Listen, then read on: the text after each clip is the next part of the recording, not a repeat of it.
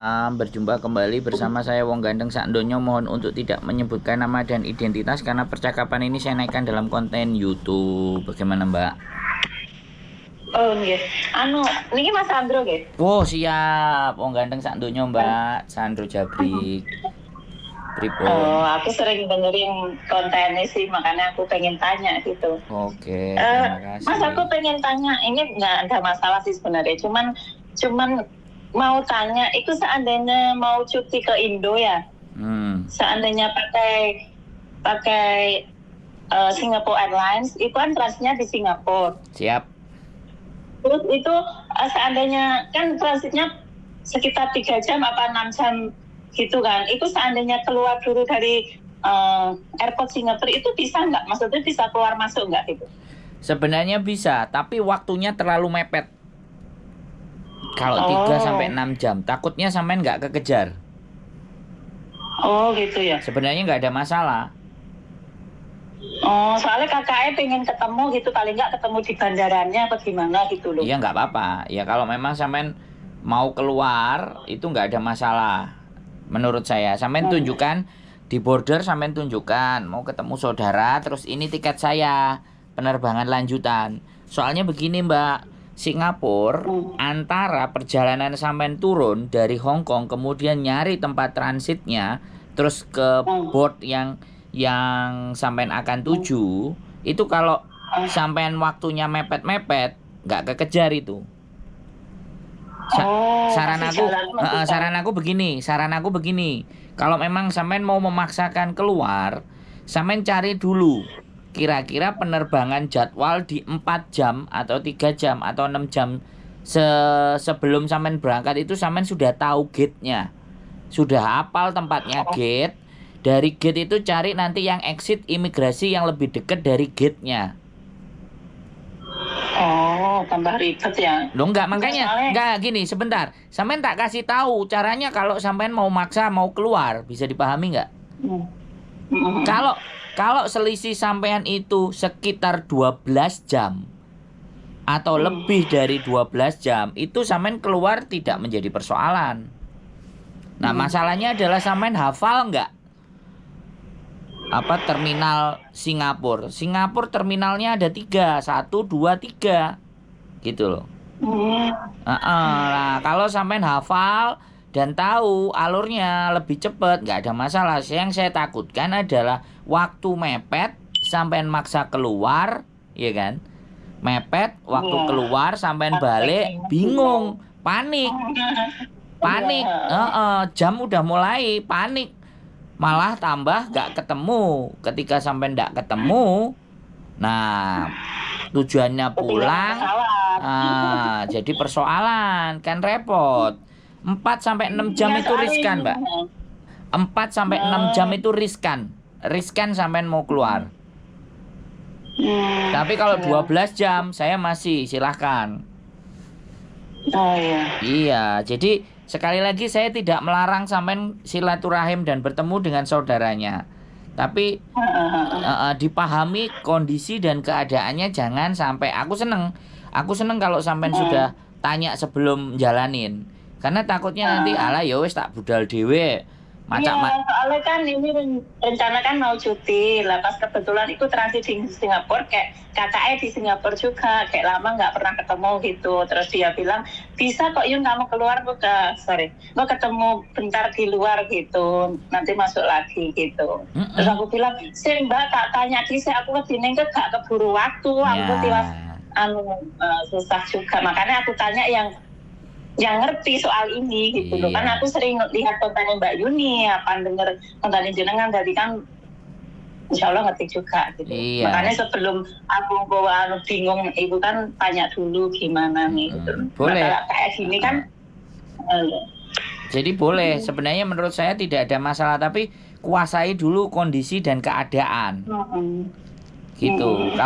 Kalau saya biasanya sih, kalau teman-teman kan memang dibelikan majikan. Kalau Singapore Airlines kan jaraknya pendek-pendek. Kalau memang sudah ada niatan mau ketemu saudaranya, sebaiknya minta jadwalnya yang transitnya agak panjang. Itu biasanya harganya jauh lebih murah. Kalau memang mau didesain mau keluar dulu kayak gitu. Jadi selisih 1 hari pun nggak ada masalah intinya. Malah bisa keluar ya. Kalau selisih Malah sehari nggak bisa jalan-jalan di Singapura gitu ya. Nah, makanya kalau kayak gitu boleh. Saya juga kayak gitu, Mbak, besok karena kemarin besok Kemarin nggak ada rencana mau ketemu lah. Terus aku kirim tiketnya, terus dia bilang tuh, awakmu ikut nunggunya 6 jam loh Yun. Sorry nyebut nama. Nunggunya 6 jam daripada awakmu cuma tengah-tengah nang jero metuwe dilut gitu. Terus tak petui gitu. Terus aku sehingga tak tanya dhisik aku gitu, malah aku kok petiku nek ketinggalan pesawat gitu. Makanya saran yang terbaik dari saya adalah setelah sampean turun, sampean lihat di TV bahwa penerbangan berikutnya sampean jam berapa, gate-nya sebelah mana. Gate-nya terus pintunya nanti mau pakai pintu yang mana. Karena maskapai sekali lagi kadang-kadang merubah gate itu suka-suka dia. Makanya kita harus rajin-rajin ngelihat yang ada di TV. Bisa dipahami kan, Mbak? Nah nih, jadi kalau berubah sewaktu-waktu itu geser ke gate berapa itu di TV kita udah lihat 1-2 jam kita sering pantau TV itu. Makanya kenapa ada TV di mana-mana itu tujuannya itu, Mbak. Jadi untuk perubahan-perubahan gate itu biar cepat, biar manusia-manusianya itu nggak banyak yang terlambat. Jadi seperti itu. Kalau sampean memang memaksakan mau keluar, saya sarankan cari gate-nya, sampean lokasi gate-nya. Dari lokasi gate itu cari exit yang terdekat. Gitu loh, dari imigrasi. Karena biasanya imigrasinya itu ngumpul di satu tempat. Jadi kita harus jualan jauh ke sana baru keluar. Nah, itu yang jadi repot. Tapi kalau pintu imigrasinya ada banyak, itu enak. Kan kayak gitu tuh, Mbak. Kalau Hong Kong itu kan satu, pintu gate-nya kan di bawah itu selesai. Dia masuk lagi ke dalam, tapi Hong Kong kan lebih enak gitu ya. Iya, tapi kalau Singapura itu ada 3 terminalnya lebih lebar daripada Hong Kong. Makanya nek sing nggak ngerti bingung karena penerbangan juga internasional. Iya. Saya pernah 1 kali naik Scott itu juga sampai telat. Ya gara-gara. Berarti ya kalau pesawat gitu berarti kita beli lagi pesawat sendiri ya? Iya pastinya. Ya tiketnya hangus kecuali kalau KT biasanya kalau KT ya. Tapi saya juga nggak tahu kebijakannya kalau sampai naiknya Singapore Airlines. Kalau sampai telat terus akhirnya nanti sampai diikutkan di penerbangan berikutnya ya nggak ada masalah. Tapi penerbangan berikutnya kan kita nggak ngerti jam berapa. Makanya itu yang harus sampai tanyakan dulu pada saat masuk di Hong Kong mau berangkat ya. Terus sampai sempat bertanya kalau semisalnya saya telat dan di Singapura kira-kira maskapai penerbangan mengganti saya atau nambah berapa persen. Sampai tanya tuh di Hong Kong. Jadi biar nanti kalau ada problem masalah itu sampean sudah bisa ngatur siasatnya harus bagaimana dan seperti apa dan kayak apa. Iya. Bisa dipahami ya. Sekali lagi saya bukan melarang sampean untuk tidak bertemu dengan saudaranya, tapi benar-benar lihat situasi dan kondisi serta keadaan. Makanya kan belum kejadian kan aku tanya dulu gimana baiknya. Jadi kan untuk antisipasi gitu loh. Kalau kayak gini kan kita bisa mikir ketemu enggak, apa lain kali ketemu gitu kan. Siap. Makasih ya.